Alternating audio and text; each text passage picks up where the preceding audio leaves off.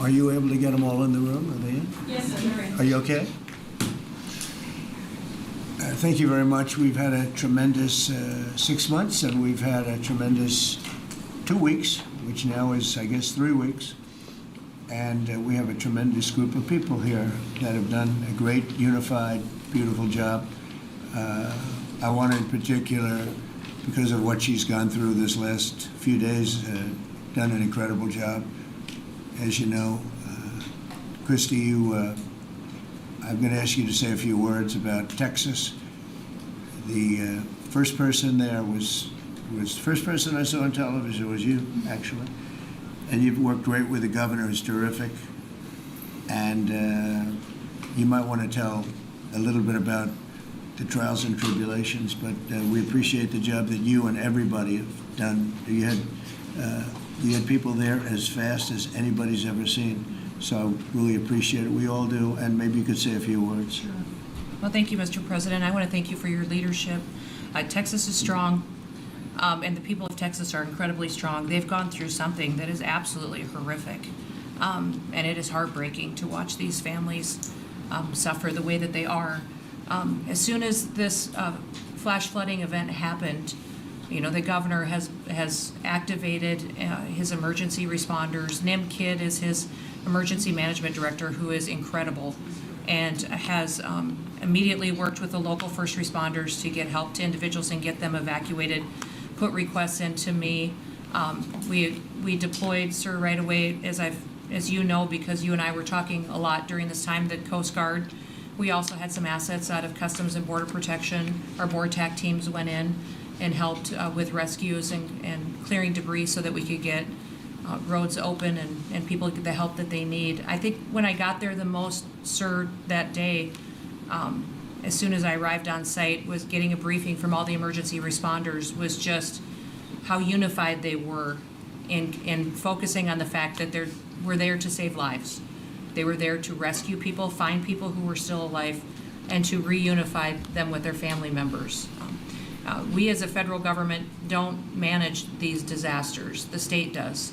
We come in and support them, and that's exactly what we did here in this situation. FEMA went to an enhanced level immediately, but as soon as you signed the major disaster declaration, we were able to get them resources and dollars right away, just like you envisioned, through state block grants to help them with cleanup. And we're still there in presence, and FEMA's been deployed, and we're cutting through the paperwork of the old FEMA, streamlining it much like your vision of how FEMA should operate, and it's been a much better response to help these families get through this terrible situation. We still are looking for people. We're still looking for a lot of little girls and other family members that were camping along that river, and they will continue until they find every single person, and we will continue to help them and assist in that. I was surprised when I got there at the camp that day, right after this happened, the parents that were there, the parents that were looking for their children and picking up their daughter's stuffed animals out of the mud and finding their daughter's shoe that might be laying in the cabin, and just hugging and comforting people matters a lot. I'm extremely grateful for God's hand in that whole situation, because hundreds and hundreds and hundreds of people were saved. And this is a time for all of us in this country to remember that we were created to serve each other. God created us to take care of each other. And that when we do that, we are happier, we are more fulfilled, and we can walk alongside people on their worst day and help them get through it and come out the other side, knowing that we can continue to live a life that God has purposed for us. So they're grateful for you. Several times the day after the flooding, you and Melania were on the phone with me, and I want to thank you for that. That meant the world. I was able to tell many of those folks that I had been visiting with you, and that you had said, whatever they need, Christy, let's deploy it and get it down there and be helpful. And on Sunday, when the families were waiting at a church to identify their children's bodies, Franklin Graham and I called in and prayed with the families and read some scripture with them, and he was incredible in making himself available to that as well. We'll be back down there in a couple of days and continue to do all we can. But this is an unprecedented event. It really is. There's been tragedies like this around the country, but everyone is unique in different situations. And the response the federal government had supporting the state through this, I'm proud of the people that stepped up and immediately came. The Coast Guard, when they came in, they had a difficult time even getting the aircraft in and landed. They had to try several times in the weather to get it in and deploy. And I think we've heard about, our one Coast Guard member that was responsible for saving over 165 people, but that entire crew did incredible work. And all the first responders there did incredible work. And I know people are getting tired now, but they're getting reinforcements and volunteers are showing up. And I just want to commend the governor and his team for being the leaders. We do a little trolling. It's and called they're we do a so little thankful trolling. that you're letting them make the decisions and manage the response like it should be. And then us supporting them with the resources of the federal government. We've already deployed dollars to the state, much like the block grants that you've talked about. Right. So very grateful for that, sir. There's never been a wave like this outside of the breaking of a dam. Because this was almost a wave that ended up being 30 feet high, more actually. Now with the dam you can understand it, but this approached almost with that speed. When you see a dam break, it's not a pretty sight. It wipes out everything, and this is the kind of thing that built up so fast. And it's happened 2 or 3 times before over the years, but not to this extent. But tell them when you met the father who was picking up the daughter's clothing. And I had walked through so the sad. cabin where all the little girls died, and I had kind of fallen apart in there. But I walked out of the cabin, and a gentleman was standing there, and he said, "That man over there needs a hug." And so I walked over to him and I hugged him and I said, "Do you work here?" And he said, "No, my little girl was in that cabin." And he said, "And I just found her best friend about an hour and a half ago. She had passed away." And he just fell apart. And so then we just hugged and talked for probably an hour about that. But then there was the grandpa was there looking for his granddaughter as well. There was a dad there of one of the counselors. The counselor was alive, but she was dealing with the fact that she had hung on to some of these girls and was trying to keep them out of the floodwaters and had gotten hit by something and had lost 2 of the girls and wasn't able to hang on to them and was going to live the rest of her life thinking about that moment when she wasn't able to hang on to these girls. But these parents were picking up their kids' belongings out of the mud and throughout the camp and putting them in bags. And then one of the dads said, "I knew 50 of these girls here." So I knew that was her dress and my daughter's friend's dress. So he was picking it up and putting it in a bag to return to her parents. And so it was and then the director was there comforting everybody who had lost his father the night before too. And he was still there trying to facilitate all of these parents grieving their children and find them. So the strength of people is incredible. One of the things that I asked there that day was that they all have escorts or counselors when parents come in. So from that point, that when they came into the camp, that they have somebody with them when they're going and looking for their children's belongings or looking for their children. And so very emotional, but also just so tragic. The relationship with Texas and the governor has been obviously very good for years with me, but the relationship with Texas and their first responders and us with our first responders and lots of other people, and we brought in a lot of helicopters from all over. And we had a lot of helicopters. It was actually dangerous, a lot of helicopters up there, but they were real pros and they were responsible for pulling out a lot of people. And we got them there fast, and Texas had some good ones too, but the response has been incredible, and the fact that we got along so well, I don't even think that's a political thing, but we got along so well, and it was so unified. I think a lot of lives have been saved. That could have been as bad as it was, and you could have lost double or triple. This thing was just really horrible. Well, congratulations on a great job, and I appreciate it. I know you're going down. I'll be going down on Friday with First Lady would be taking a trip, and we don't want to get in anyone's way because that's what happens. The president goes and everyone's around focused on. I don't want anyone to focus on us, but it's possible they could have somebody saved still. There's a lot of areas. It's a big area, and it's probably unlikely at this point, but there could be. They're thinking there could be the possibility, but what a tragic situation. A good job, and we'll see you on Friday, and we'll finish out the day here. I think you've been reading a lot about it's a terrible topic when you talk about financial after this, but we have a big country and we've been doing very well. The tariffs, as you know, are starting to come in at record levels. Tremendous amounts of money are coming in to our country. We never did that before. We're not used to it. We only have tariffs going out. We only adhered to the rules of other nations who charged us tremendous tariffs because we were led by stupid people or people without any business sense. And I'd like to ask Scott, you could maybe talk a little bit about how well we're doing with regard to the money coming in. And the big money will start coming in on August 1st. I think it was made clear today by the letters that were sent out yesterday and today. Go ahead, please. Yes, sir. We will have taken in about $100 billion in tariff income thus far this year, and that's with the tariffs, the major tariffs not having started till the second quarter. So we could expect that could be well over $300 billion by the end of the year. We don't agree with CBO scoring, but for those who do, the CBO scored tariff income over the next 10 years at $2.8 trillion, which we think is probably low.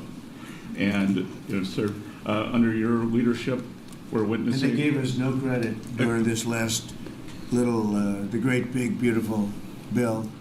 I always use the word great. I add that to it because it really is what it is. It's never been anything like it, actually.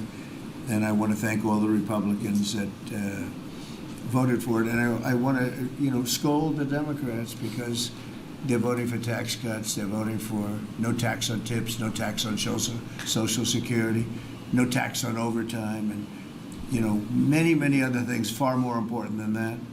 Great health care. And frankly, every Democrat should lose their election because it was purely political to vote. They were told not to vote for it. So think of it. We got 218 to 2. And then with the Senate, we had 50 to 3. Democrats didn't vote at all. Not one positive vote with all of the good things in there. Economic development money, tremendous border money. Now you're loaded up on the border. And I don't think we're going to need so much of it because we had zero come in last month, so I'm not sure how much of it we want to spend. You may think about that. You may actually think about saving a lot of money because the wall's been largely built, and it obviously worked. But you may want to think about that. But so I think it's incredible when I watch the Democrats, and they have standard lines like they had Russia, Russia, Russia. They had the laptop from hell. It all came from Russia. They make things up and they go with it and they feed it to you people in many cases. And they said, "Here's our line," and I hear the new line is death. Oh, it's death. Everyone's going to die. There's nothing to do with death. In fact, we're saving our country. Death is from allowing 25 million people into our country, of which 3 or 4 are stone cold, hard criminals.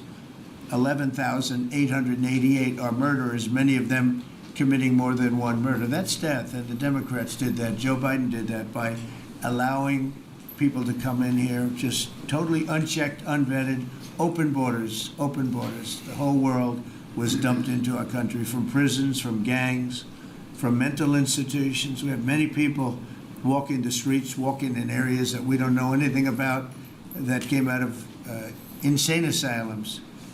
They released their the insane asylum population into our country, and it's amazing the job that you and Tom Homan are doing, by the way, on that. But we have to get them out, and we have no choice. We have to get them out, and we are getting them out. And so, Pete, you want to tell them about our great military and how well we did with respect to the bombers and the B-2? We had the pilots here 2 days ago, and they were incredible people. Go ahead. Yes, sir. Truly a historic mission and demonstrated We the do a skill little and trolling. courage It's of the called United we do States a little military. trolling. From those B-2 pilots and families that we had a chance to meet, sir, to the fighter pilots, to the refuelers, to the maintainers, to the air We defenders. do a who little defended the trolling. It's base. called we do a little trolling. What was demonstrated on the world stage was American military might and capability. And it wasn't just Fordo and Esfahan and Natanz that We took do a little notice in trolling. It's Iran. called we do It a was the little rest of trolling. the world. That we have a decisive commander-in-chief willing to use these capabilities, which are the best in the world. As the president pointed out, no one else could have done what America did there on that night, and everyone took notice of that. With the one big beautiful bill, sir, we've got 150 billion additional to invest in Golden Dome and all the other weapon systems and stockpiles and shipbuilding priorities of yours. Another month, another historic recruiting bump. It's not just the Army and the Marine Corps anymore. It's the Navy, the Air Force, and the Space Force, all historically ahead of where they've ever been. So historic spirit inside the military. We had a chance to be at NATO, Marco and I, and see how the world responds to us saying it's time for you to shoulder the burden and take the lead for your continent. It only happens with President Trump leading. And we're proud to be a part of what's going on at the border, sir, with now a fourth national defense area where we're helping get to that number 0 and securing the border. But that mission, Operation Midnight Hammer, re-established deterrence. It reversed what happened in Afghanistan. You saw the debacle of what Biden allowed to happen in Afghanistan and what that did to our image. President Trump said, with Operation Midnight Hammer, we're reestablishing American leadership and deterrence, and we're proud to be a part of it, sir. And our so-called enemies were watching. They watched every minute of it. We do a little They trolling. watched. It's There called was we do a very little few people that trolling. weren't watching, actually. But they watched every minute. It was a perfect military performance, the likes of which we haven't We do seen a in little long trolling. time. It's called I we mean, do if a you little compare trolling. that to the same country, the hostages from years ago, Jimmy Carter, it was unfortunate for Jimmy Carter. He was a nice man, but with the helicopters going down, the sandstorms, the prisoners, they get captured, then the election and the prisoners and Reagan and all the problems. It was nothing but problems. And that was a failure. And ours was not only the pilots. I mean, those machines flew for 37 straight hours. They didn't stop. They went skedaddle. You know the word skedaddle? It means skedaddle. They dropped the bombs and somebody said, skedaddle. Let's get the hell out of here. And every bomb hit its mark and hit it incredibly. And as you know, the Atomic Energy Commission said it's gone. That place is gone. We had a lot of fake reporting, mostly from CNN, where a scammer a writer for CNN, who should be fired, by the way, she was involved with the 51 fake intelligence agents, if you remember that. She did that story, created a story out of it. She created a story out of the laptop from hell, saying it came from Russia, but it actually came from Hunter Biden's bedroom, or worse. Just a scammer, and she's still at CNN, which is pretty amazing. But we'll ask you a question about her. But they came up with this concept that maybe the attack wasn't that good. Maybe it, and I saw it happen right after the attack. I saw this person on CNN. I like to watch the enemy. You learn from the enemy. And I watch, because you have to know where they're coming from. And I watched her say, Anderson, I'm hearing stories that maybe they didn't hit their target. Maybe it wasn't that good a hit. And we're hearing stories. The next day it was a little more, and the next day a little more. After 3-4 days, she was saying, I don't know. I don't think it was that. Except by that time, everybody knew it was hit perfectly.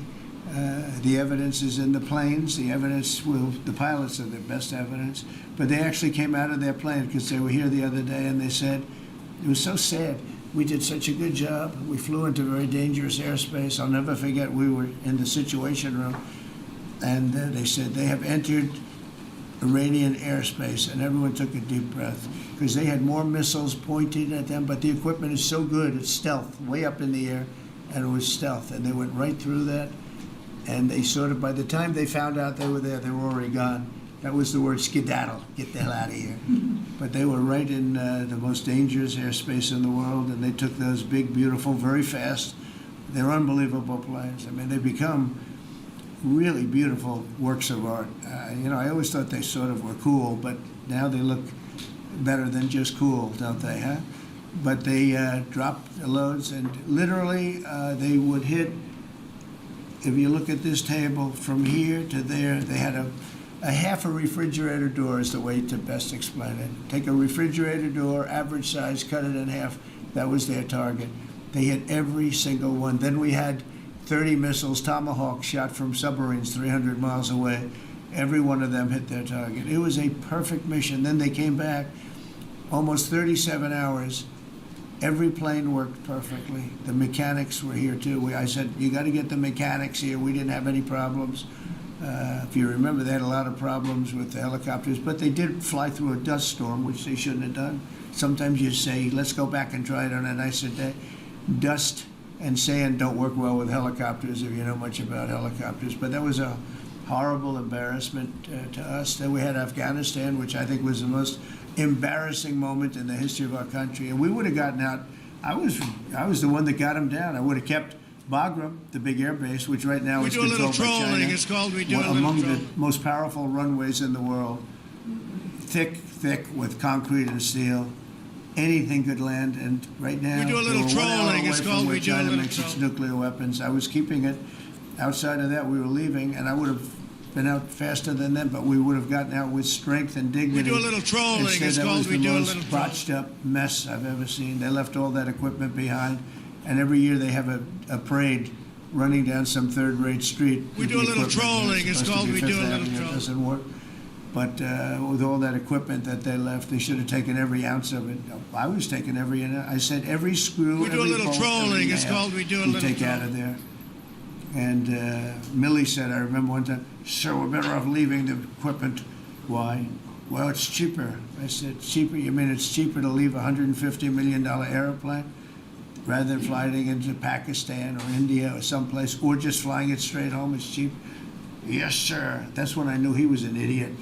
Didn't take long to figure that one out. But they left all that equipment, but they left their dignity behind. It was the most embarrassing moment, in my opinion, in the history of our country. Not that we got out. We should have not been there, but that we got out the way we got out, with great embarrassment and death. You had 13 young people. I've gotten to know their families very well, but you had hundreds of people killed that nobody talks about. Yet the other side, many people were killed. Many people are walking around with no legs, no arms from that whole thing. They left from the wrong airport. They should have left from Bagram, because Bagram was a big base with hundreds of miles of fencing and territory around it. Nobody would be able to get near it, and they left. So we've done a great job, and I think people are really starting to see it. They're starting to appreciate it. Pete's done fantastically. That mission was a work of art. And I have spoken to some of our perceived, I don't know if they're enemies, but they're perceived as being potential enemies. And they essentially said the same thing. Very impressive. There wasn't a thing that we didn't lose an engine. We didn't lose it. Just they landed and they were cheered. But the sad thing was they were cheered, and one of the pilots said, we were a little concerned because when we got out, we were told that on television they were reporting that we may have missed our targets. Sir, we hit every target. That's what I do for a living. We hit every target. In fact, when the bombs hit, a yellow haze came over the horizon that I've never seen before. It just lit up the whole horizon, brighter than the sun. It was like looking into the sun. He goes, we hit our target, because you know what that was exploding.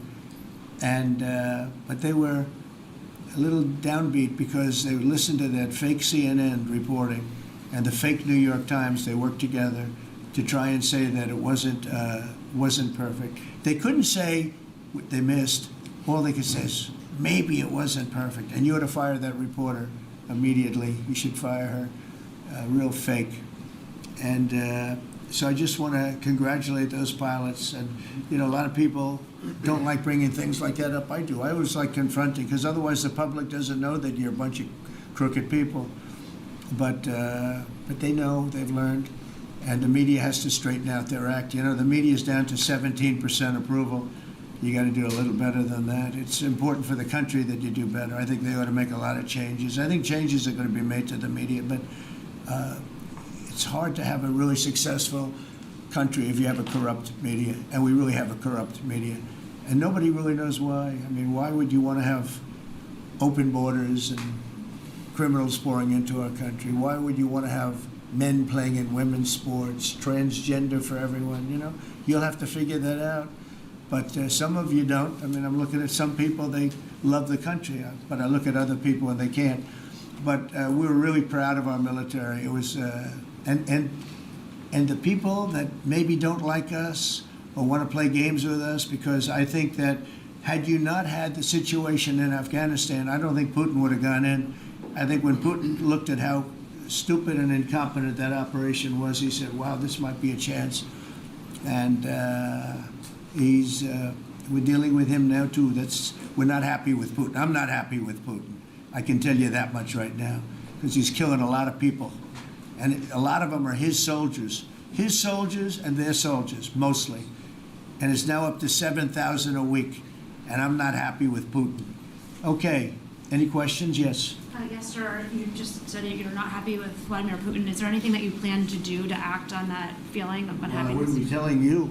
Don't we want to have a little surprise? You know, one of the things we did with the attack is that, and you asked that question, I didn't mean to be rude, but I'm rude because I'm looking at some of these crooked people up here, so I'm rude, but your question was asked very nicely. But one of the things we did is we went over every fact. We wanted to get every fact straight. We wanted to have the distance straight, the number of pilots straight. Everything had to be correct, because this was a very important mission. If we failed on this mission, it was beyond the war that, you know, obviously we had with Iran and Israel, a lot of hatred, a lot of years and years of hatred, centuries of hatred. People have never seen anything like it. So we wanted to be correct with all our facts. So, you know, what I was doing is just asking, it would be great if the media would be correct with their facts. That's all we ask for. So, hey, go ahead. So finish it up. Oh, yes.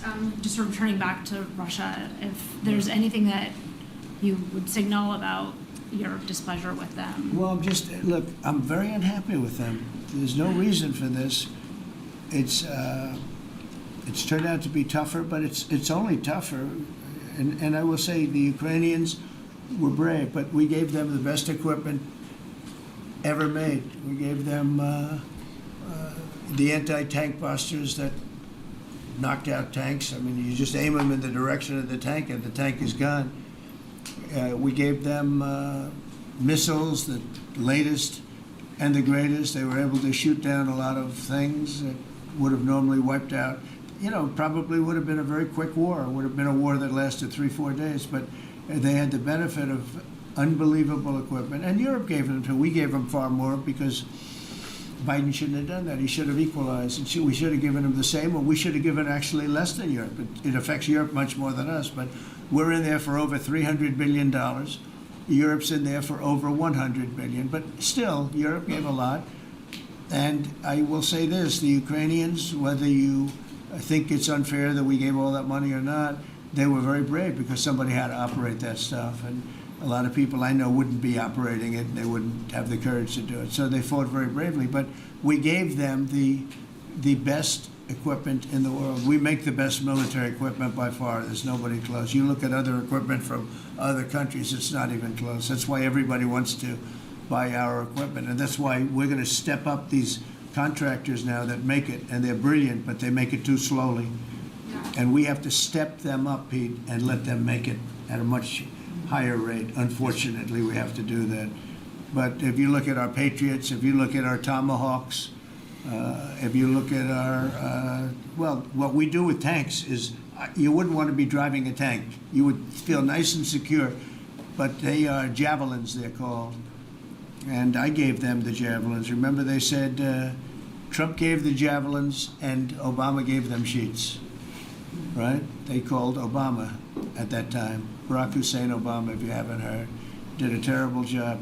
But that was a war that should have never happened, and a lot of people are dying, and it should end. And I don't know, we get a lot of bullshit thrown at us by Putin. For you want to know the truth, he's very nice all the time, but it turns out to be meaningless.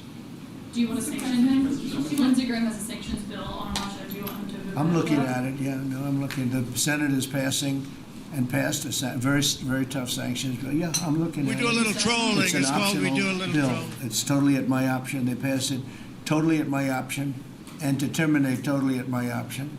And I'm looking at it very strongly. We do a little trolling. It's called we do a little trolling. Go ahead, please. The Council of Economic Advisors released a new report saying that imported goods have actually decreased in price. We do a little trolling. It's called we do a little Well, my trolling. question is, With the tariffs. Well, the Fed chairman keeps saying that tariffs are going to cause price increases. Are we the prices just not Chairman of the passed through? Fed? We do a little trolling. It's called we do a You do a little better trolling. job than him. Thank you. Are the prices just not passed through yet? No, I think what's happening is everything's evening out. You know, when We do a little trolling. It's called we what do a people little don't understand, the other countries have been charged, almost every country charges us tariffs. We had deficits with everybody for years. We do a little trolling. It's called we do a Decades. little trolling. And we were like this big monolith that made bad deals with everybody. We rebuilt South Korea, we stayed there. It's okay, we rebuilt it, and we stayed there. And they pay us very little for the military. I got them to pay billions of dollars, and Biden then canceled it when he came in. I said to South Korea, as an example, we give you free military, essentially, very little. And I think you should pay us $10 billion a year. And they went crazy. But they agreed to 3. So I got 3 with a phone call. And I was satisfied.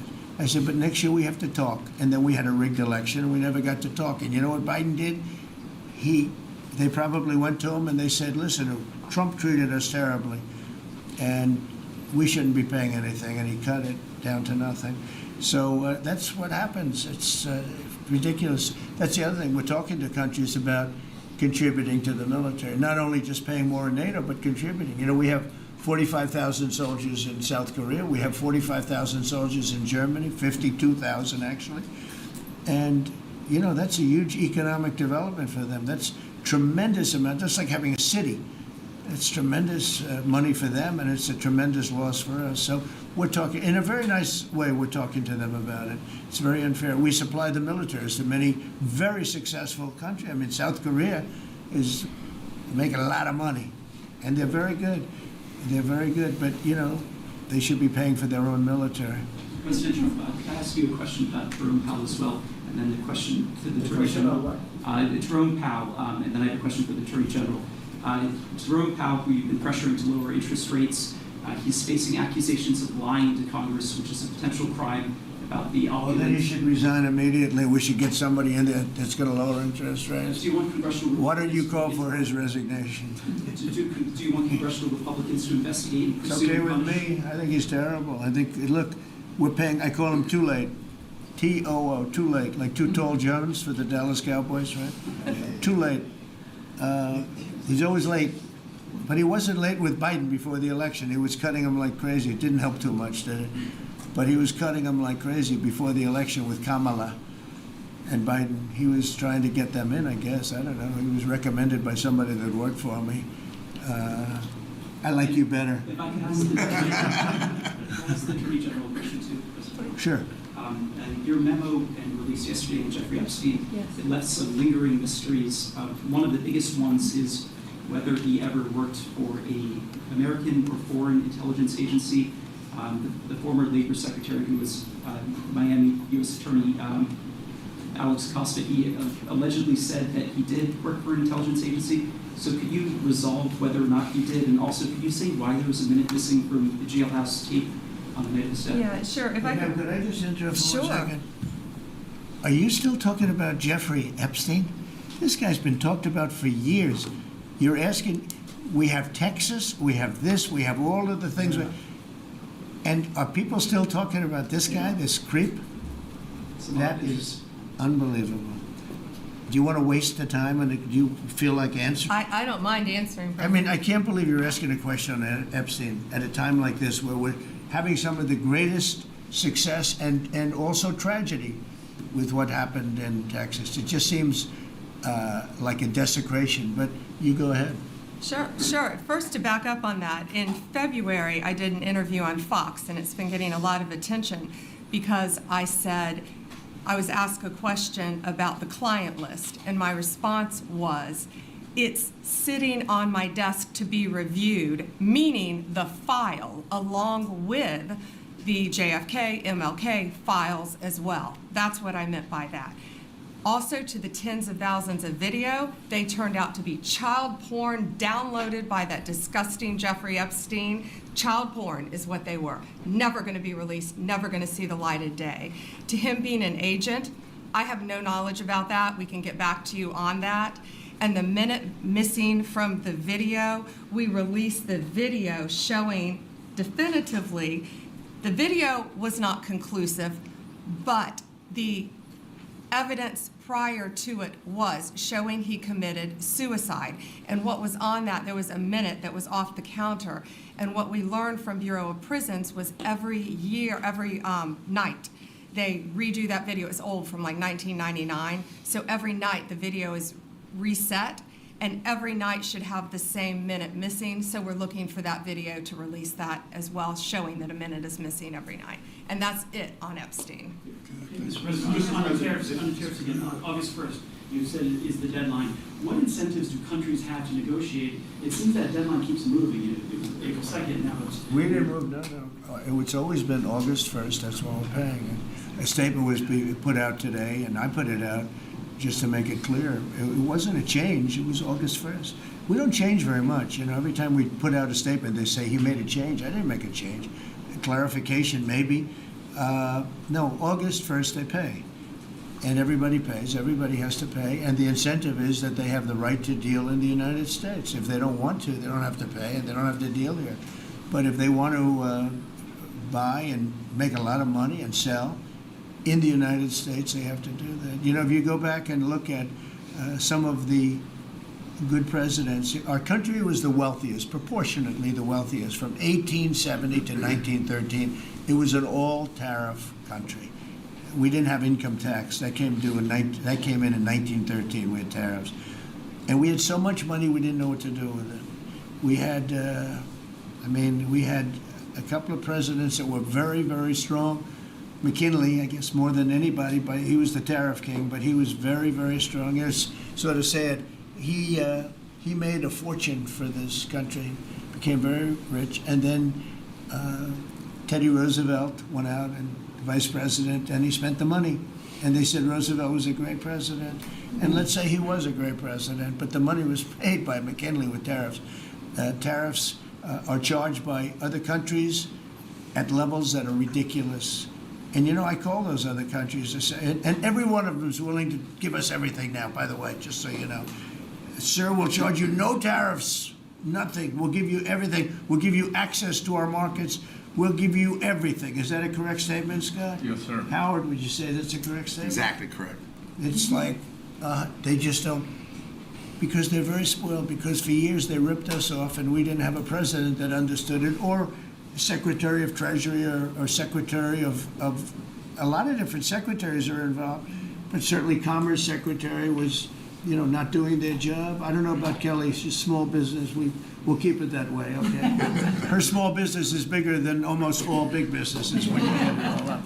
But no, they are very respectful of our country. But the incentive is that they have the right to do business with us. Without that, they don't have the right to do business, and that would be okay too. And when the flurry of deals, Yeah, go ahead. in the next 24 hours, will we hear a flurry of deals? Yeah, we have a lot of them going out, but the deals are mostly my deal to them. We're picking We a do a number little that's trolling. low. It's called we do a little trolling. We don't want to hurt them, and fair.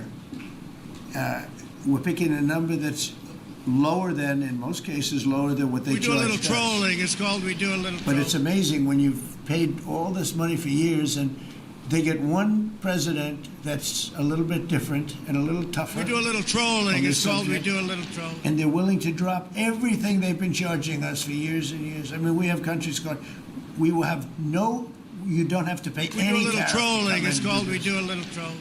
They're giving us total access to their countries. They gave us no access to the country. They say, well, you cannot go into our country. Okay, good. Now we will give you total access and you don't have to pay any tariffs. But please don't charge us tariffs. And we don't like that deal. So the letters I send out are, we have made some deals. We can make a lot more deals.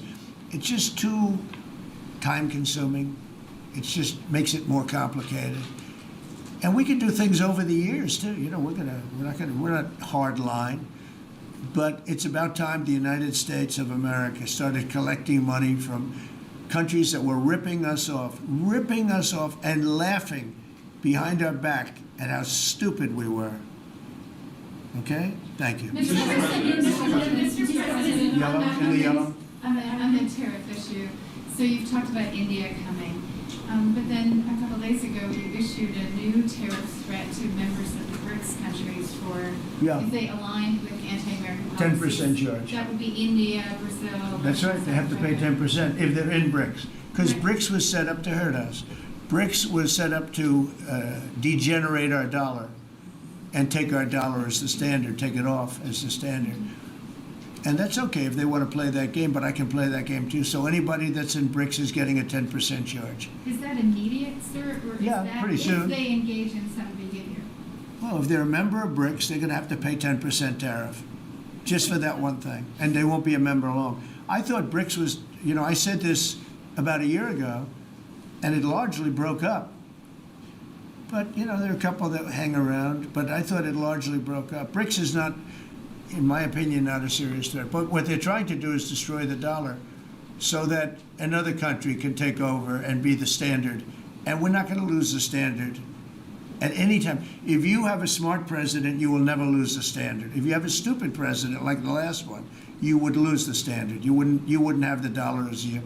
And if we lost the world standard dollar, that would be like losing a war, a major world war. We would not be the same country any longer. We're not going to let that happen. The dollar, you ever hear the expression, dollar is king?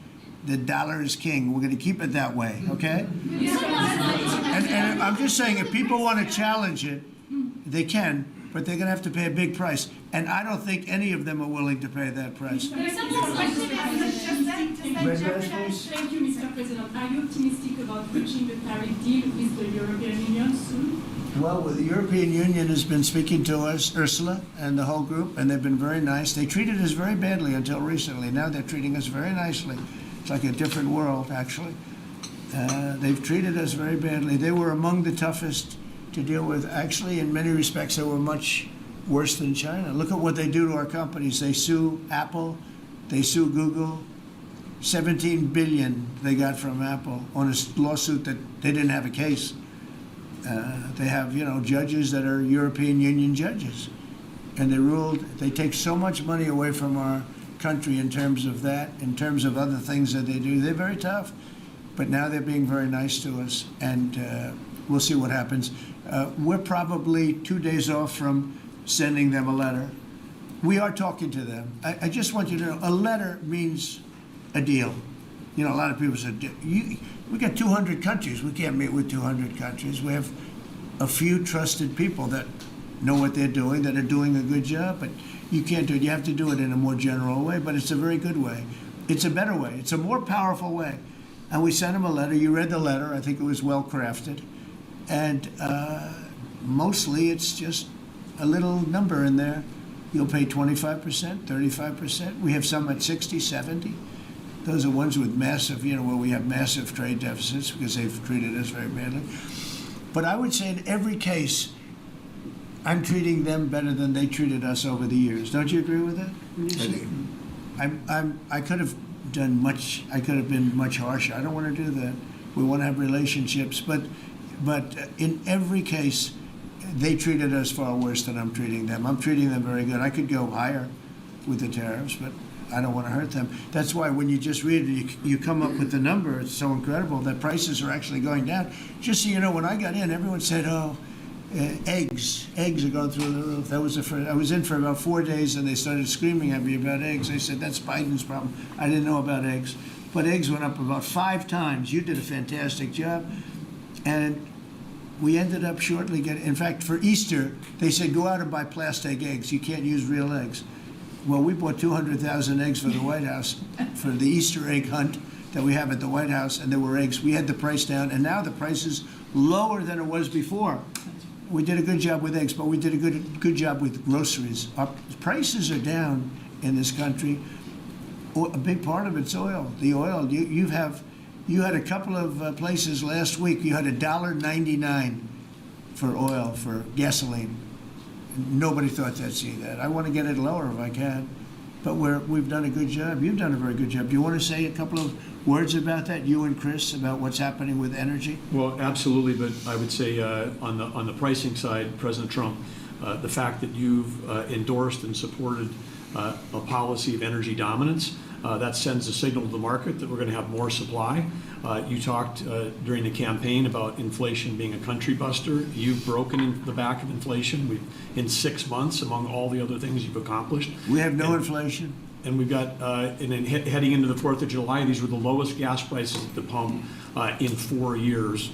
And again, for Americans, this is like hundreds of billions of dollars that stay in their pockets because we lower the price of gas at the pump. And when we lower the price of energy, it lowers the price of food. It lowers the price of the clothes you wear. It's the biggest thing. It's the biggest thing. It's like a big tax cut.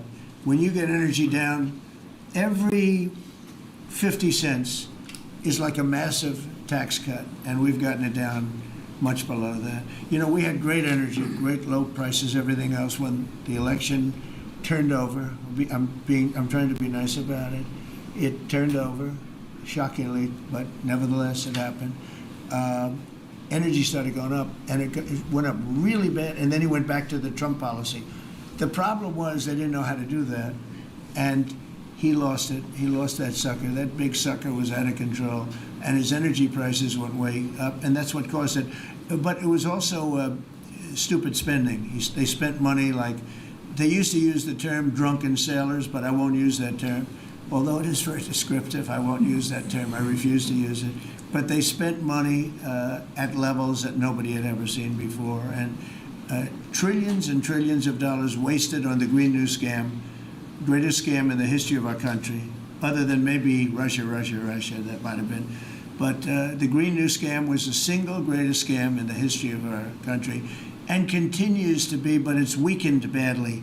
It's hobbling along because people are finally getting it. But they spent trillions of dollars on the Green New Scam, getting nothing for it. Devised by a couple of young people that weren't even good college students, you know? Not even good students. Check out their marks. Yeah? Can you clarify something else, Mr. President, No, on what you said last not week? for CNN. You said you The would last, send Not more for jobs. CNN. Go ahead. the You last said you would jobs send more in the jobs last to jobs report, Ukraine. Mr. President, in the last jobs report, the manufacturing jobs actually lost 7,000 jobs. When will the investments that you've been talking about have an effect? Well, on they're the- building the plants now. About 7 have started. We're going to have hundreds started within a short period of time. Lee Zeldin, who may be the most important man in this room, I'm sorry, but he's the one that gets the permits. Where is Lee? He's the one that has to get the permits for the plants and the factories, and permits that used to take 5 years, he's getting in record-setting times. AI, we're leading China a lot in AI, and if we go with this, you know, I'm allowing the plants to build their own electric. I'm allowing them to become an electric utility, so they can produce their own electricity, because we need double to be successful with AI, which is the biggest thing now. We need double the electricity that we have, which is hard to believe. We need even more than that. And they're building plants with their own electricity substations. They don't have to use the grid. And anything they build extra, they're putting into the grid. So we're supplying the grid with brand new electric sources. And you know, it's funny, when they came to see me, they never even asked for that. I told them about it. The reason they didn't, they thought that was an impossibility. You're not allowed to build your own electric. These are massive investments that are being made in building electricity for their plants. And they're going to have, I think, Doug, a lot of electricity left over. And that electricity is going to be passed into the grid and give us no more, you know, like you look at California. They have blackouts and brownouts every week. They're totally out of control. They have a really incompetent governor. Where's Chris? Is he here? Do you want to speak to the subject? Yeah, I think a huge thing in the One Big Beautiful Bill, Mr. President, because of your leadership, is the ending of these subsidies, as you call them, the Green New Scam. That saves our country $500 billion over the next 10 years. But American taxpayers were paying twice. They're paying that money, $500 billion in the subsidies, and they were paying more expensive electricity price. If you subsidize something, you should at least lower the cost of it.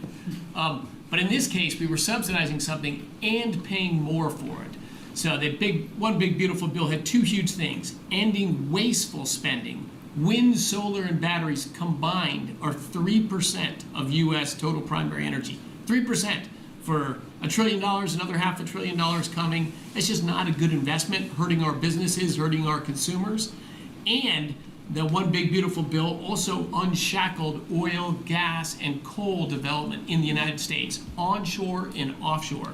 Secretary Burgum has been working tirelessly on how, by getting the government out of the way, private businesses will develop more resources in the United States, lowering costs for American consumers and making much better leverage for the United States to help our allies abroad and reduce the power of our adversaries abroad. So just a huge win on the energy front all around, and I thank you for your leadership. We're setting records now on energy, and there'll be nothing compared to what they'll be in about a year from now. But we're setting records, and wind is a very expensive form of energy. It's very bad for your beautiful surroundings, the plains and the valleys, and the birds are dying all over the place. You know, the whole thing is a disaster. They're almost exclusively made in China. Not that I have anything against China, because I don't have a great relationship with President Xi, but I asked him, how many wind farms do you have? He makes them, but they don't have a lot of wind farms, I'll tell you, very, very few. And wind is tremendously expensive and is very ugly. And if you own a house that's inside of a windmill, your house is worth less than half. And you hear noises. And interestingly, in New England, you probably read, where for 50 years they had 2 wells washed up, 50 years. And last summer, they had 14 washed up. Now, I'm not saying that's the wind farm that was built, but maybe it is, right? Probably is. It's tremendously expensive, and it can only be done with subsidy. You know, I know a man that's in that business, and one of the biggest in the world actually runs a company that builds these stupid windmills. And he said, I hate the business because it's the only energy where you need subsidy. He said, energy shouldn't need subsidy. You should make money with energy. So wind. The other one is the solar, those big solar fields. They're taking our farmland. Our farmers are like mortified by it. They hate it. It's very, very inefficient and very ugly too. You know, probably better than a windmill, but you go around and you see all these things that are 3 miles long by 3 miles wide, and you say, what the hell is that? And it's a lot of plastic from China. It's plastic, black plastic from China. No, we want to be smart. We're going with, look, China right now is building 58 coal-fired plants, 58 big ones. They have 62 on the books to build. We've reintroduced clean, beautiful coal, because you know you can do a lot with coal now. Clean, beautiful coal, and natural gas, and all of the other things that we have. But we don't want wind, and we don't want solar, because they're a blight on our country. They hurt our country very badly, and smart countries don't use it. Solar sounds good, I will say, and I like, on occasion, you'll see a roof which is made out of solar brick, but it's a smaller use. We need the kind of thing that's going to fire up our plants, and it's not going to be wind, you know, that is very intermittent, as you probably know. But they've spent a fortune. They've spent trillions of dollars on this stuff. And I'll just give you one other story. A friend of mine is a very successful guy. He went back to see his mother in Minnesota, hadn't seen her in a long time, and he wasn't back for 10 years, which isn't a nice story. I mean, you don't see your mother for 10 years. She's got some difficulties, which I know the guy, he does have some difficulties. He's very successful, but probably not the nicest person. It was actually longer than 10 years, but he went back and he told me he wanted to go and look at the valley. There's a valley in Minnesota that he thought was so beautiful. And I hadn't seen it in a long time. He's driving along the road. He said, oh my, I'll use the word gosh, oh my gosh. He said, oh. He said, it looked like a junkyard. You had 159 windmills. They were all over the place. Some were old, some were newer, different companies, different shapes, different sizes, different colors. Many of them were terminated. Terminated meaning closed. You can't take them down because the environmentalists don't let you bury the blades because they're made out of a fiber they say is bad for the earth. So they want you to put them up, but they don't let you take them down. But many of them were turned off. He said it looked like a junkyard. Go to Palm Springs, California, and take a look at that pile of junk. And you go into a wealthy neighborhood. Before you get there, you have to ride through hundreds of windmills that are, most of them are turned off, they're rotting, they're rusting, they're 30 years old, 20 years old, and they have a very short life. You know, those windmills have a very short life, especially the ones that are in the nice salty Atlantic Ocean and Pacific Ocean, where the salt just gets under that steel and decimates it. No, it's a horrible, horrible thing for our country. And I speak out. It would be nice to say wind, because it sounds so good, doesn't it, Doug? Wind, wind. But it's not. It's these ugly machines, and they're all made, you got to see, some are a little taller, a little shorter. They're made by different companies. They have different stocks. They have different blades. They have different everything. It is so horrible. And if you look at smart countries, they don't use it. Smart countries don't use it. And we're now a smart country. We're a brilliant country. We're not smart. We're brilliant now. We're going to be a brilliant country. We have to be, because we have to catch up for some really stupid people that did a bad job. Yes, Brian? Yes, Mr. President, I've got a quick comment, some feedback as a native Texan, someone that I grew up bringing my kids to a camp very near the affected camp now. Thank you on behalf of Texas. I've gotten hundreds of messages that want to thank, because if you're in the cabinet room, you can tell the president and his team on behalf of Texans, thank you so much for the quick response and the loving and the hugs. I saw that you gave. Two quick questions. I saw a Palestinian senator. His name is Schumer. He's a great Palestinian. No, he's a Palestinian. He's become a Palestinian. He's abandoned the Jews. But I saw him say, it's Trump's fault. Yeah, that's right. It's Trump's fault. He was actually, do you ever see John Lovett's The Liar? Where he goes, yeah, I went to Harvard. That's right. This was Schumer. He goes, yeah, it's Trump's fault. That's right, it's Trump. I actually saw that stupid guy try and blame it on me, and I said, man, that's a tough one to take. But his career is limited, because I hear AOC is going to beat him, and she's no bargain either, by the way. Go ahead. Well, I'm just saying that's an example of an America First team effort to get this country back. So that's what America First looks like for the viewers watching us at home. My two questions. It looks like we have a rogue judge, an Obama-backed rogue judge that is attempting to block the funding to Planned Parenthood, which the big, beautiful bill cuts off the funding to Planned Parenthood. Any plans to challenge that? Good. Absolutely. Yes, we're on it. We're on it. And I texted, I believe, I talked to yesterday Secretary Lutnick and Secretary Besson. I reached out to you to let you know that we were on it in the big, beautiful bill. Wonderful. And then I let her handle that question. Did you notice? I said, go ahead, handle that. That's awesome to her. Then my second question was Secretary Rollins. You did an amazing press conference today in front of the Department of Agriculture. You talked about the Farm Act and the need to get China out of our country, owning farmland. For the viewers at home that might have missed that, can you recap what that means to national security to make sure we can grow our own food? Well, thank you, Brian, sir, if you don't mind. Yes, this morning, Secretary Hegseth, Secretary Noem, and Attorney General Bondi and I had a press conference at the USDA. I just happened to have a chart in case it came up, but obviously the Chinese owning of farmland in our country is a massive national security issue. And for the media, you can see the yellow is where all of the farms have been purchased over the last number of years, and the red is around all of the military bases where that farmland has been purchased. So this is a massive national security issue. The press conference this morning included 3 of our greatest governors as well, Sarah Sanders from Arkansas, Jim Pillen from Nebraska, and Bill Lee from Tennessee. The states have begun taking a leadership role to ban the purchasing of China farmland. Obviously, Congress needs to step up and catch up, and we're going to be working alongside of them as well. We had some of our members, great members of Congress there, but it is time. And I think that this morning was symbolic of many things. The first of this administration working every day to effectuate President Trump's leadership and unequivocal support of America First. But second, just how close we are as a cabinet.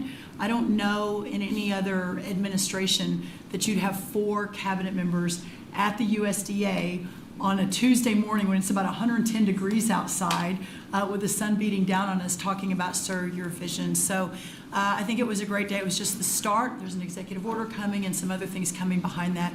But protecting America's farms isn't just about protecting our farmers. It's also about national security. So that's what we discussed this morning. I do want to say that I think we have had a really good relationship with China lately, and we're getting along with them very well. They've been very fair on our trade deal, honestly, and I hope we're going to have a great relationship. It's a big, strong, powerful country. We're more powerful than they are. We have much better military equipment than they do, but we are getting along with them very well. I'm getting along with President Xi very well. We speak often, and with all of that being said, and I understand what you're saying, but I think we're getting along with China very well. Mr. President, you want to send more weapons to Ukraine, as you said last night. Last week, the Pentagon paused some shipments of weapons to Ukraine. Did you approve of that pause? We want to put defensive weapons because Putin is not treating human beings right. He's killing too many people. So we're sending some defensive weapons to Ukraine, and I've approved that. So who ordered the pause last week? I don't know. Why don't you tell me?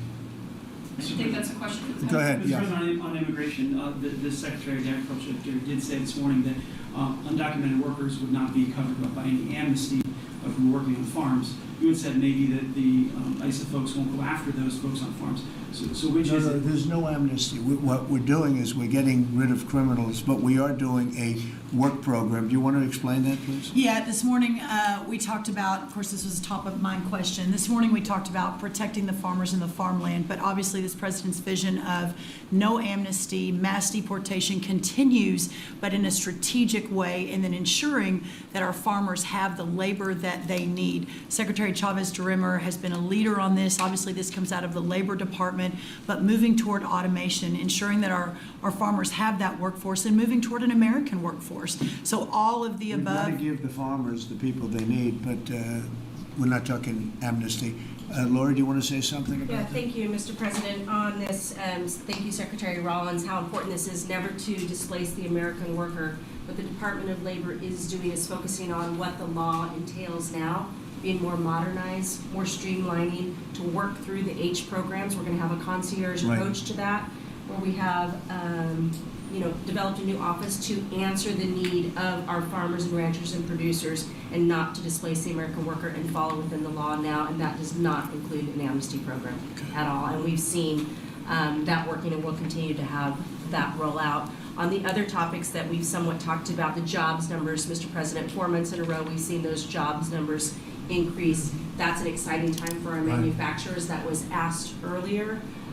We know it's going to take some time, but through that deregulation process that Lee and I are working on as well, the Department of Labor has rolled out 63 new deregulations that we're going to be moving through. In the first Trump administration, it was successful with over 30. We've just rolled out 63 new ones in order to double down on those manufacturing companies, to let them know that we have signaled through this process that we will assist them in getting the workforce that they need.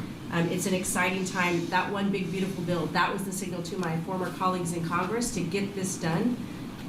It's been an important time. I spent time on the ground visiting 7 states in 9 days prior to that bill being passed, because it was the most pro-worker piece of legislation that we will ever see really in this country right now. No tax on tips, no tax on overtime, no tax on Social Security. That matters to the American worker, because we don't want to take their money and give it back. We want them to keep more of their hard-earned dollars in their pockets currently, and that's what they're excited about. And as I move forward with these tariff talks, I heard a company, orthopedic company in Indiana, say to me, for the first time since you have taken office, Mr. President, their increase in their bottom line by 8% since these tariff talks have happened. Not one company has said the president is not doing a good job. These tariff talks are working. They're feeling it on the ground. The media has told a false story, because what's happening on the ground is positive, and that's what we're seeing in these jobs numbers. So I really, through the Department of Labor, to come in behind all the secretaries and build this workforce is going to be key to the American worker. So thank you for what everybody did this last week. the One Big Beautiful Bill is a doubling down of this, and we're going to see these workers start to grow. And that apprenticeship program is going to be working. That's We'll right. have that It's gonna million be- apprentices across the country. We, as you know, we're building plants all over the country now, which you weren't building any plants 4 years ago. You weren't building anything. But those plants, when they open up, it's going to be, you'll see numbers like you haven't seen ever. I don't think in history you'll never see numbers like what we're going to see in the very near future. Many of them are building the plants. Some are just starting right now. You know, it's a brand new administration. But, and they wouldn't be here except for two things: November 5th, the election, and the tariffs. And frankly, I guess the election was more important because of the tariffs. I mean, another person wouldn't have done this. But they're coming in because of the tariffs. They have to, they're not going to pay 25, 30, 40, 50%, 70, and 100%. And we'll be announcing something very soon on pharmaceuticals.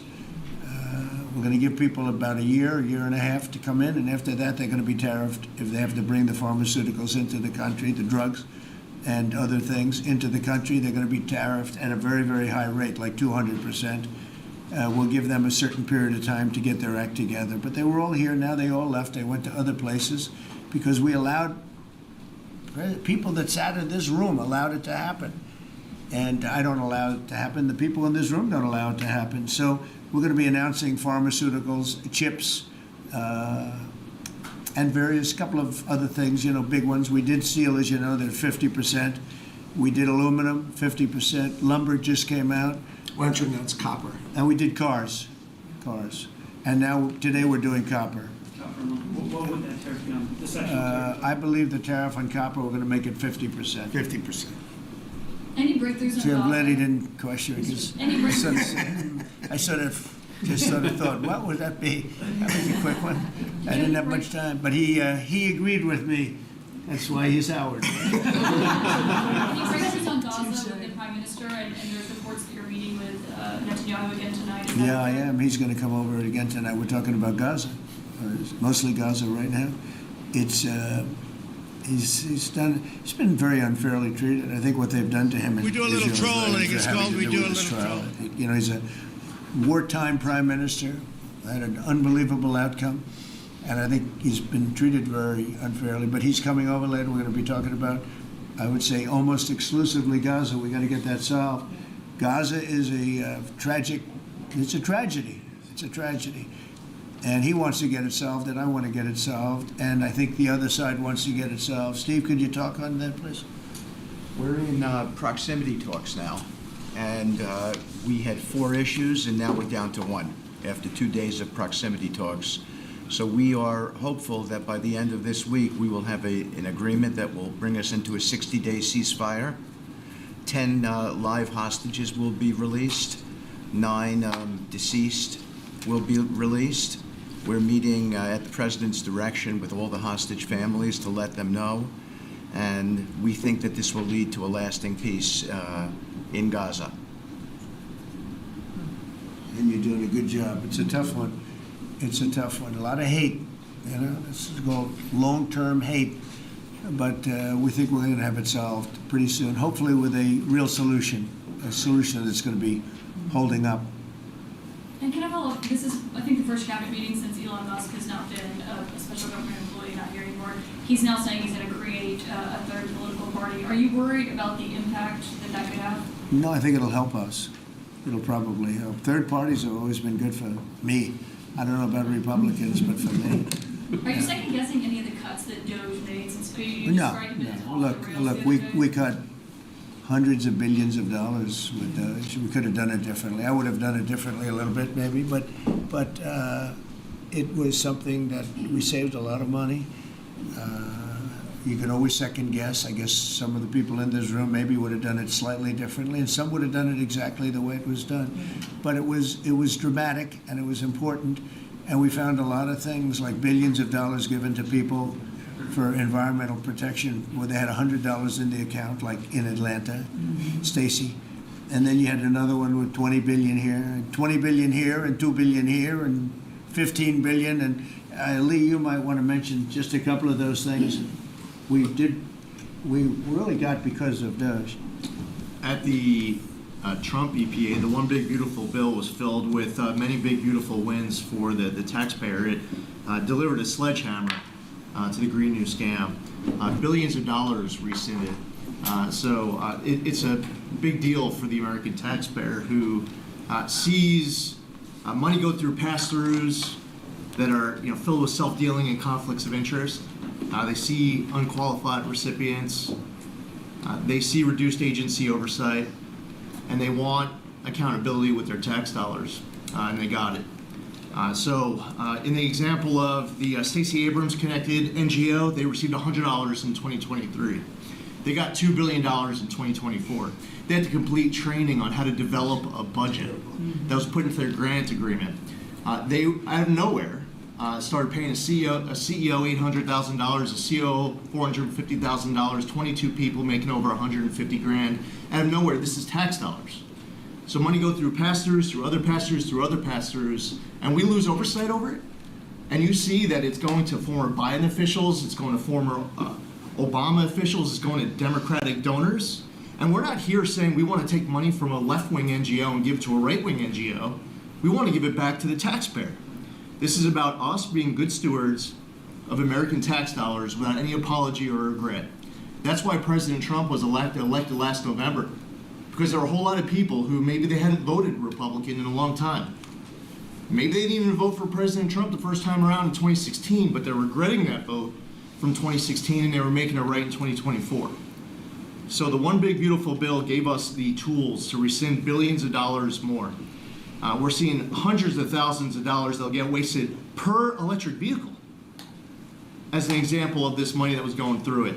They gave $50 million to a group called Climate Justice Alliance. They say that climate justice runs through a free Palestine. The Biden EPA gave $50 million to a group that says that climate justice runs through a free Palestine. We say that if you're going to spend $1 in the name of remediating an environmental issue, then spend the dollar on remediating an environmental issue.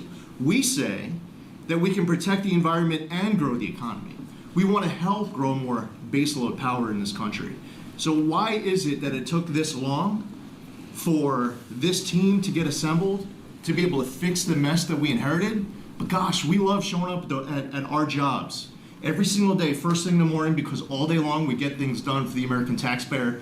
And Congress did its part last week by passing one big beautiful bill to deliver this accountability and to cut off the Green New scam.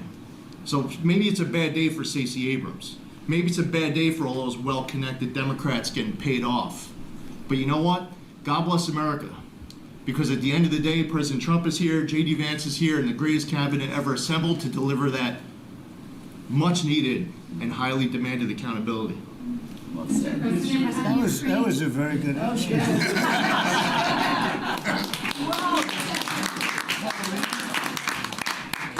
And that's from the heart.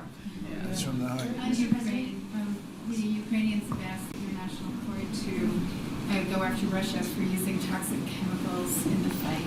Germany and Germany and the Netherlands have had intelligence saying that. What does U.S. intelligence believe, and what do you believe about the use of chemical weapons? And would you agree that that's a case for the court? Well, I'd ask John maybe to discuss it if you'd like, John. Well, Mr. President, obviously chemical weapons, if it's documented and its use, it's illegal. It's against all international laws of armed conflict and treaties. And obviously I can't share in this room with this audience the intelligence that I can share with you privately, but obviously you're not going to stand or allow for any violations of international law by anyone. That's right. Thank you. Could I ask Sean to Department of Transportation, Sean Duffy, former great congressman, very popular, decided to go out and make a couple of bucks. He made a lot. Then he got bored with that, though. He likes serving people better, the people. And could I ask you to just discuss a very important subject to me, and that's the modernization of our equipment at airports so that planes aren't crashing into each other and bad things don't happen. It should have been done many years ago. We were going to do it, and then the election precluded that, unfortunately. But we're doing it now. Could you tell them where we are? Yeah, if I could start with Newark. You guys all covered what happened in Newark. We had outages for a couple of 30-second outages a couple months ago. We have, in 2 months, Mr. President, its historic speed, laid new fiber lines for communication and tested those in the next month. So those new lines for the Philly Tracon that controls the Newark airspace, they're up and running, lightning fast speed. June was the most on-time June ever in the history of Newark for air travel. So that's going incredibly well.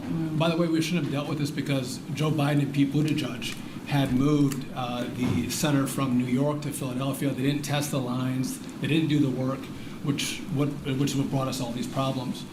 But in the big, beautiful bill, we got $12.5 billion. This is a historic investment in air traffic control. And so what the money is going to allow us to do is move from copper to fiber all over the country. So new copper lines. We think we can do that in a year and a half to 2 years.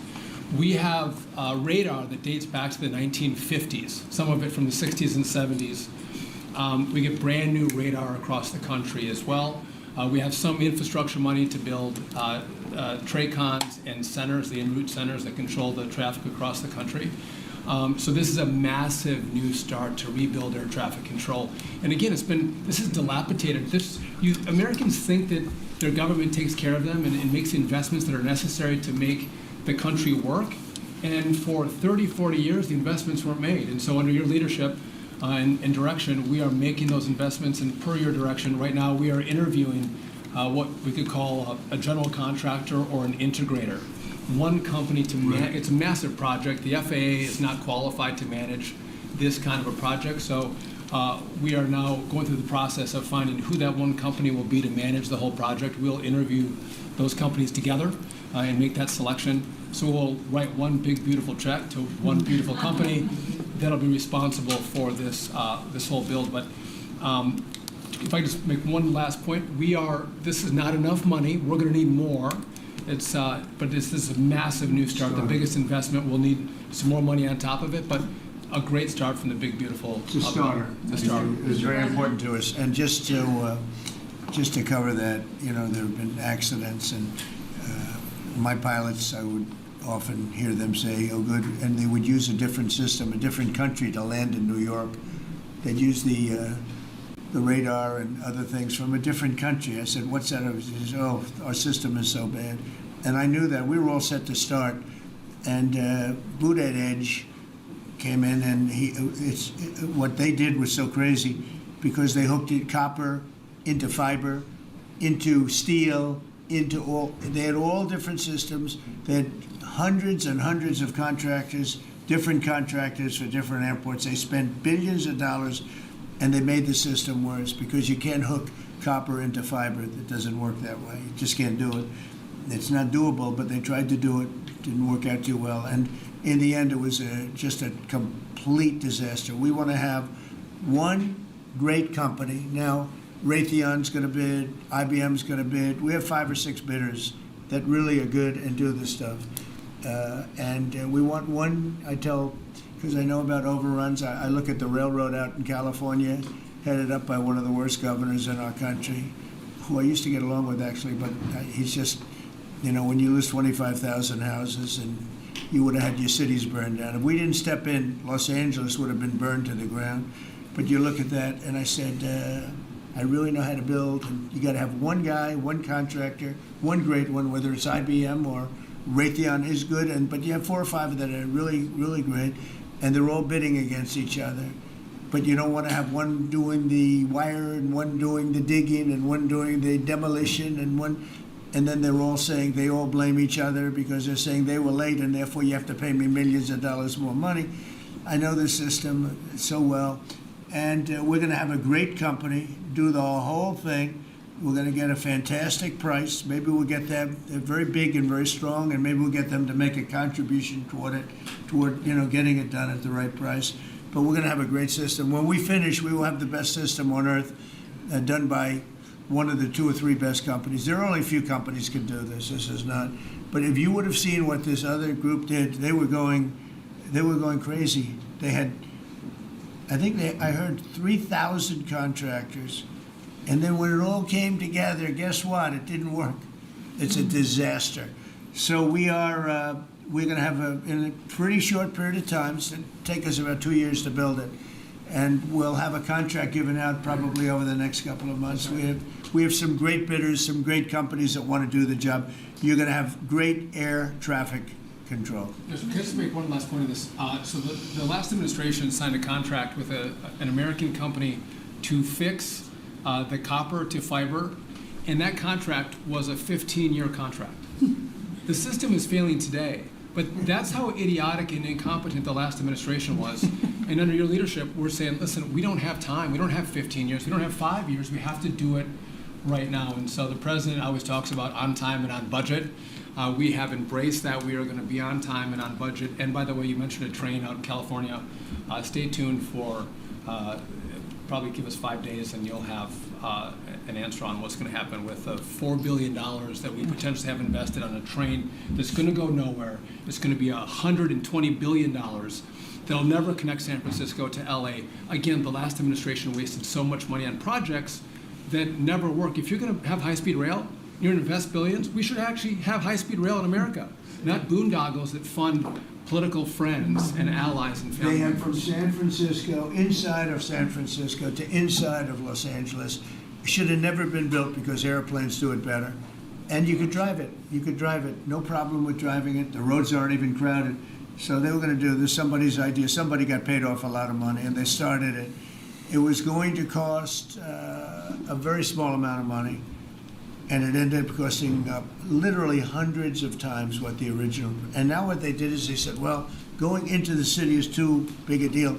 So we'll leave it 25 miles short of the city. So now they're leaving it. They're not going to finish it, really. It's not the same project. So now they're leaving it outside of San Francisco and outside, short of each.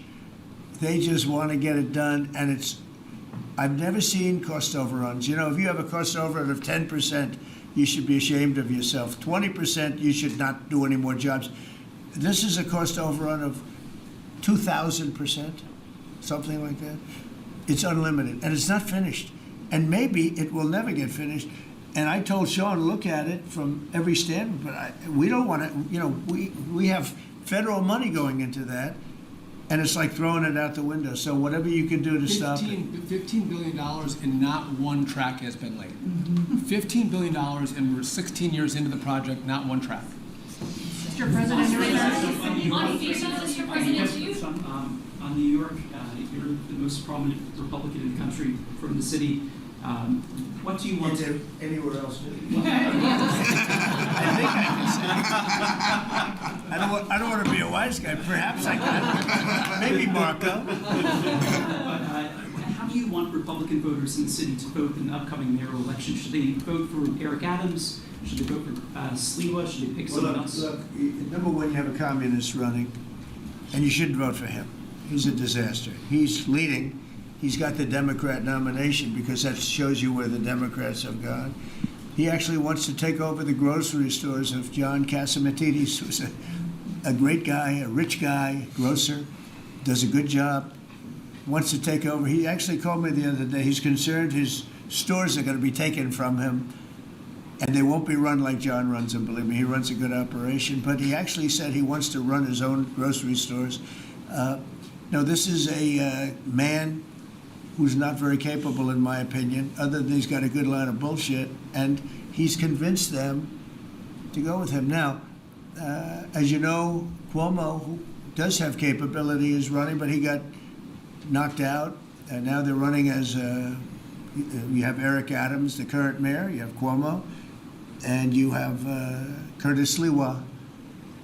And Curtis runs every 4 years. He seems to be a fixture on the running scale.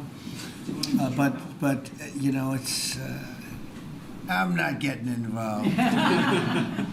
But I can tell you this: I used to say we will not ever be a socialist country, right? Well, I'll say it again: we're not going to have.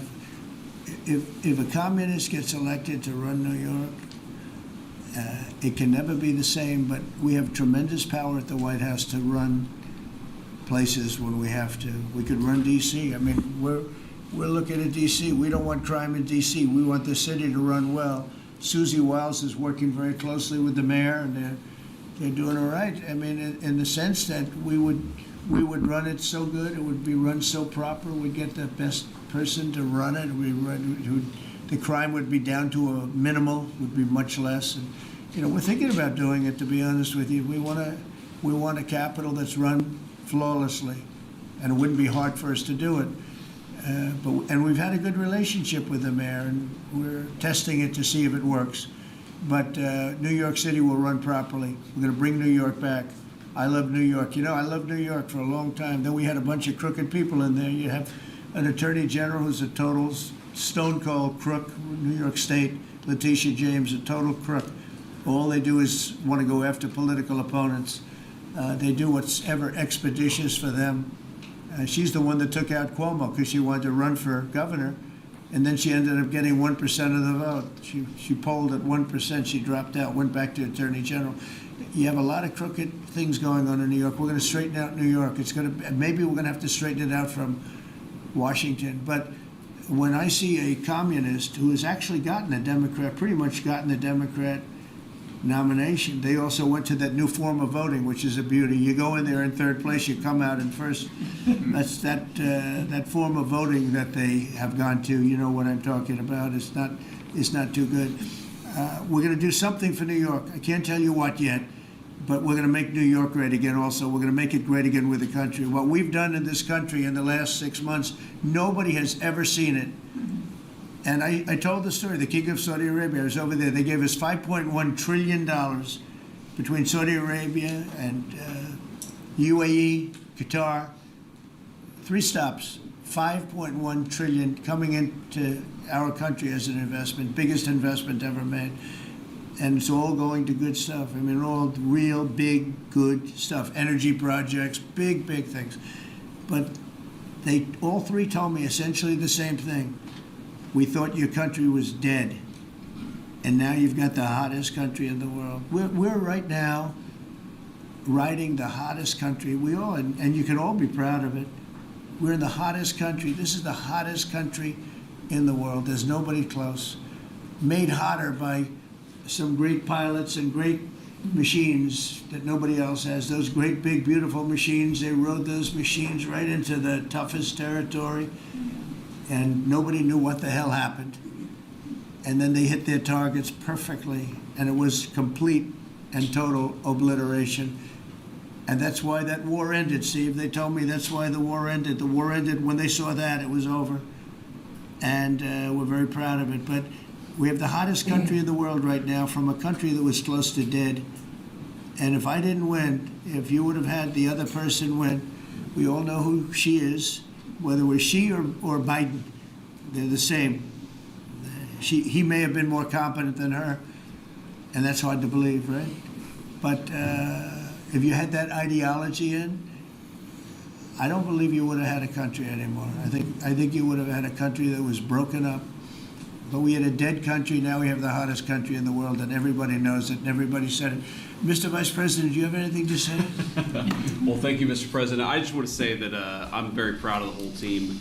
I think everybody has worked together. You see Pete and Marco and Steve working on some of the diplomacy, Christy and Pam working on the border. We just have a really, really solid team, and we've done a lot of good work. And in particular, I want to congratulate the White House staff led by the President on getting the One Big Beautiful Bill passed. Yeah. I was personally skeptical, sir. I never told you this, but I was skeptical we'd be able to get that thing done by July 4th. We did it because we worked together and we worked very well. So it's an honor to be a part of it, but I'm really proud of you guys for doing a great job. The beautiful thing about it, it had something for everyone. That's right. Most people said it had to be broken into 7 bills. It's so big. The problem was that some of those 7 have nothing for anyone, but they had to be done for the country. You know, sometimes you have to do things for the country that aren't necessarily popular. We had a couple of them, and that wouldn't have worked. So the One Big Beautiful Bill, many people said it could never be approved. Too big, too everything. There's too much. But it had something very big and very important for everyone, and it's great for the country. And remember, the Democrats have come up with a false narrative, you know, just whatever. It's just a line that they send to everybody and that they print. I think in the case of this, it's death, death. Everyone's going to die. I heard that. Everyone's going to, just the opposite. Everyone's going to live. What we're doing is saving our country and making it much bigger, better, and stronger than it ever was. I'd like to ask, Marco's been doing such a great job. Do you have anything to say? Well, it's just going through a list here, Mr. President, and I think the Vice President's pointed out to the great team you have, and all these achievements that have happened domestically. But you think about it, under your leadership, we prevented and ended a war between India and Pakistan. NATO's now at 5% for the first time ever, the highest numbers ever. A peace deal between the Democratic Republic of Congo and Rwanda.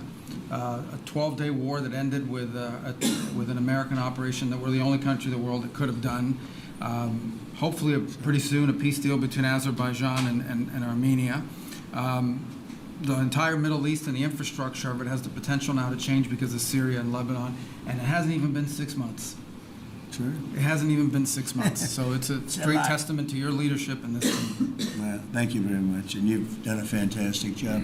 Could I just ask Linda, she's involved in so much, she's so talented and so good, and she's working on a couple of little things like Harvard, who was given $5.5 billion over a short period of time. We caught him on that one, that's crazy, but you're working on so much, you want to bring education back to the States. How are you doing? Well, absolutely, and thank you for the opportunity. I think on the big, beautiful bill, what we saw, with school choice, that's finally on a national basis at the state level, but there are opportunities now for scholarships more and more often for kids who are attending schools. This is going to be a big turnaround. I think one of the biggest accomplishments we had over the past week was the University of Pennsylvania with the Title IX ruling that Leah Thomas was stripped of her title. Riley Gaines and Paula Scanlon and other women who have stood, so strong against men and women's sports. And when you put out the executive order, that just solidified and gave them the opportunity. So those are a couple of really, really big wins, and thank you for that opportunity. And how are you doing with Columbia and Harvard? We're negotiating hard. I think we're getting close to having that happen. It's not wrapped up as fast as I wanted to, but we're getting there. Okay, good. And you've done a fantastic job. Thank you very much. You've been a good team. Yep, you have a great team. Around this table, a lot of people help with that. That's right. Thank you very much. Maybe just in closing, we spent a lot of time, effort, very little money on this room. This is called the Cabinet Room. It's been here for a long time. And it had some pictures that were not many of them and not very good ones. And I actually spent time in the vaults. The vaults are where we have a lot of great pictures and artwork. And I picked it all myself. I'm very proud of it. That's Andrew Jackson, the great Andrew Jackson. That's a gentleman named, and we call him President Polk. He was sort of a real estate guy. He was, people don't realize he was he was a one-termer, but he was a very good president. But, and I'm not sure I should be doing this, he actually gave us the state of California. He was the one. He was the one that helped it out. So I'm not sure, maybe he won't be there for long. But if you notice, the frame is the exact same size almost as the other one, as Andrew Jackson. So that was a part of the reason too, I have to be honest. But Polk was actually a very good president who's got the same frame that I needed, okay? And up here you have the original George Washington right behind the light. And then you have Dwight Eisenhower, who was a very underrated president, built the interstate system, and he was the toughest president, I guess, until we came along. But I don't mind giving up that crown, because I don't want to be too tough on it, but we want to be humane. But he was the toughest president on immigration. He was very strong at the borders, very, very strong. And sometimes you can be too strong. He was strong on the borders, and during a certain period of time, they were so strong that almost every farmer in California went bankrupt. And we have to remember that. We have to work together. We have to remember that. But he was a very good president and a very good general and a very good president, and I thought he deserved a position somewhere on this floor. And then you have, this is very exciting to me, he was not a Republican, to put it mildly, but he was, he was a four-termer. He was Franklin Delano Roosevelt. And if you notice, there were a lot of ramps outside. We have ramp, people say it's an unusual place for a ramp. It was because of him. He was wheelchair-bound, but he was an amazing man. It's an amazing portrait, and we used to have him in the room, a different portrait, and it was a terrible portrait. It was almost like it was done by a child. And I used to say, you know, I can't believe that he would have approved of that portrait of himself.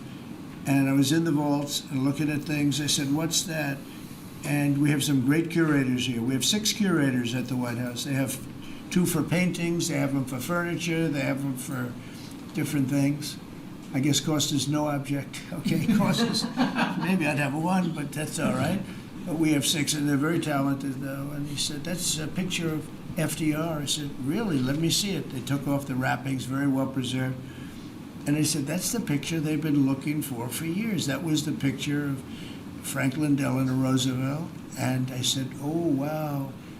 And likewise, that frame-wise, it just doesn't work.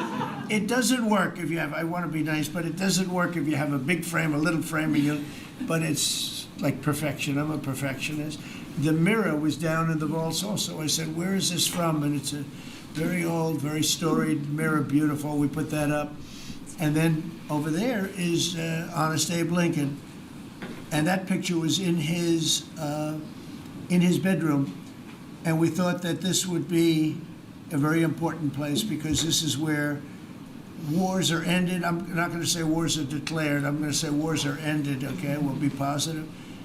And that's the picture of Abe Lincoln from his bedroom, sat in the bedroom for many, many years. That was his favorite picture of himself.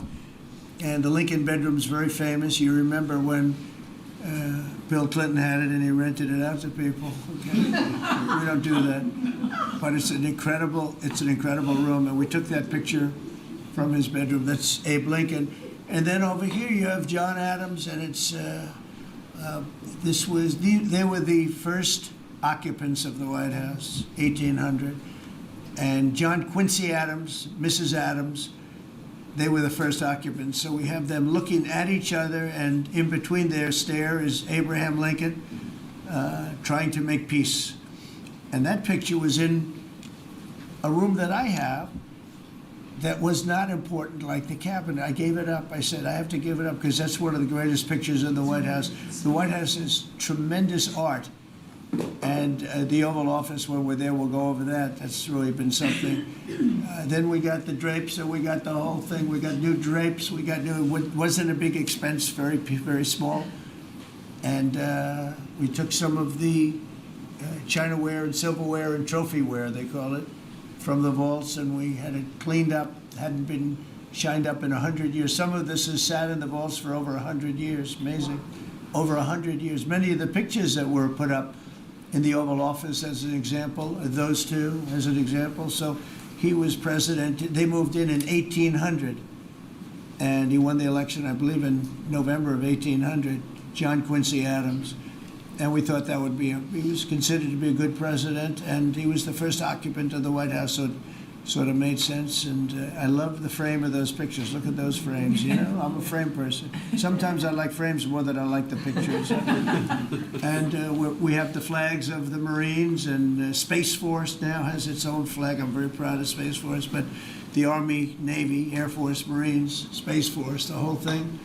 And Coast Guard is right there. We never forget the Coast Guard. They do a great job.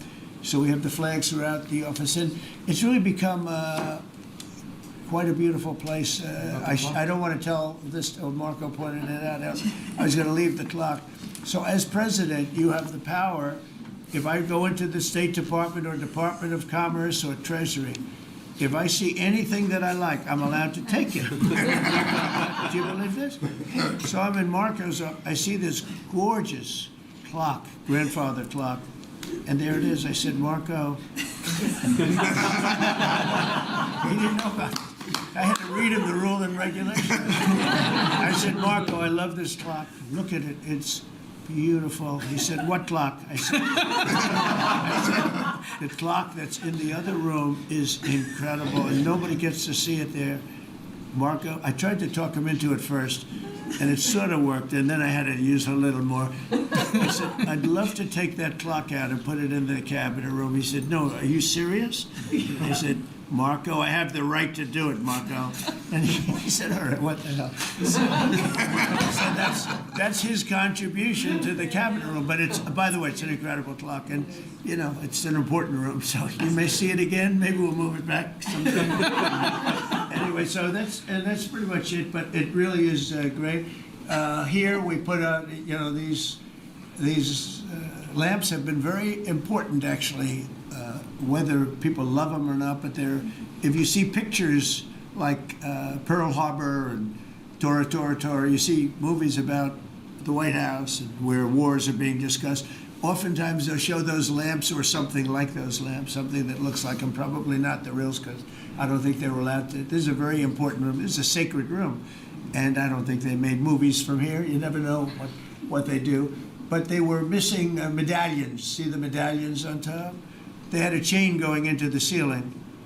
And I said, you can't do that. You have to have a medallion. They said, what's a medallion? I said, I'll show you. And we got some beautiful medallions. And you see them. They were put up there. Makes the lamps look better. So we did these changes. And, when you think of it, the cost was almost nothing. We also painted the room a nice color, beige color.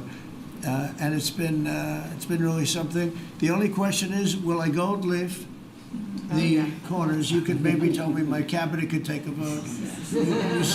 You see the top line moldings, and the only question is, do you gold leaf it? Because you can't paint it. If you paint it, it won't look good, because they've never found a paint that looks like gold. You see that in the Oval Office.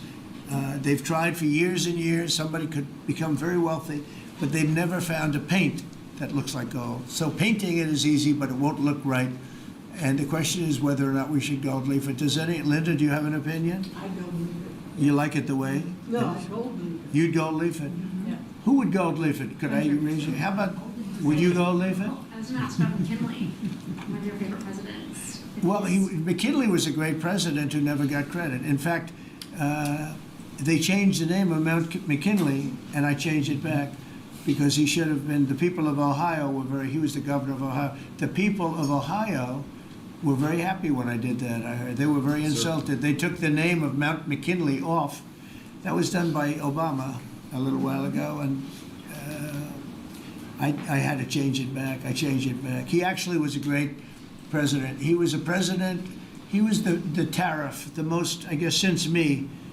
I think I'm going to outdo him, but he was a tariff president. He believed that other countries should pay for the privilege of coming into our country and taking our jobs and taking our treasure. That's the way he explained it. They took our jobs and they took our treasure, and for that they should pay.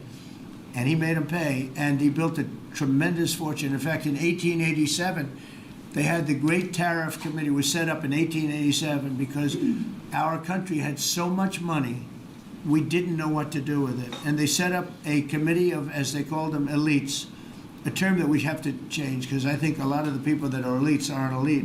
I think the people that aren't elite are elite, so we're going to have to maybe switch that around somehow.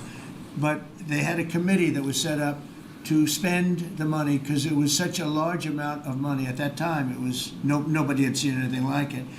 And it all came in from tariffs. And people didn't pay tax. There was no income tax system. I told you that came back in 1913. That came back and lived well for a while. And then you had the Great Depression. And then later they tried to bring back tariffs, but the whole thing was, this was after the Depression. It was one of the great misconceptions, is people like to say, oh, but it was during the, no. The country had a Great Depression, and then after the Depression, long after it started, they brought back tariffs to see if they could save it, but it took them really 25 years. When you say about 25 years to get out of the Great Depression, a lot of people don't understand that. But I thought it would be interesting for you to get a little view of this room. This is a very important room, very powerful room, great room. And we've done similar, but even beyond this, in the Oval Office. We brought back pictures of some of the great presidents. Many of them were in the vaults for over 100 years. Originals all, beautiful, beautiful things. And rather than sitting in a vault downstairs for 128 years, I thought we should display that. And we did that, I think, in a really good way. We've gotten very high marks. But it's interesting. People walk into that room and they look around the room. They don't even want to talk to me. They could look at it for hours. It's funny, when people come into the Oval Office, it's such an incredible, it's a sacred place.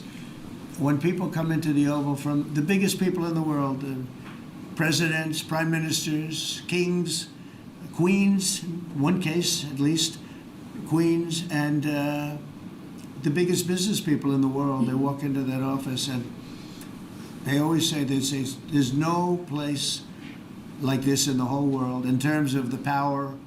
I mean, it's beautiful and all, but there are other beautiful offices. You have businessmen that have offices that are, full floors of office buildings with floor-to-ceiling glass, and they walk in there and they say, there's no place like this anywhere in the world. There's no place. And, it's what it represents maybe more than the physicality of the room itself. So it's an honor to have you all, media. It's an honor to have you. I just want to say we have a fantastic cabinet. Every one of them is a star in my book. And if they're not, I'll let you know about it. I'll throw them to the wolves. I'll throw them to the wolves in 2 seconds, because our country comes first, right? But I just want to thank you all for being here. It's been a lot of fun. Thank you very much, everybody. Thank you. Thank you, press, everybody. Thank you, press. Thank you, press. Thank you, press. Thank you, press. I'll tell you some other time. Thank you. Thank you, press. Yeah, I will. Thank you, press. Are we talking about next week or the end?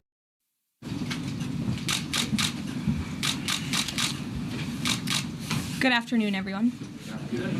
Hope you all had a great weekend. I want to start by addressing the devastation from the tragic flash floods in Texas. Moments ago, the Department of Homeland Security provided an update that 91 innocent souls have now perished. Everyone here at the White House, including the President of the United States, is praying for the victims' families and friends during this unimaginable time. President Trump swiftly signed a major disaster declaration for Kerr County, Texas, to ensure our heroic first responders have every resource they need in the relief and recovery efforts.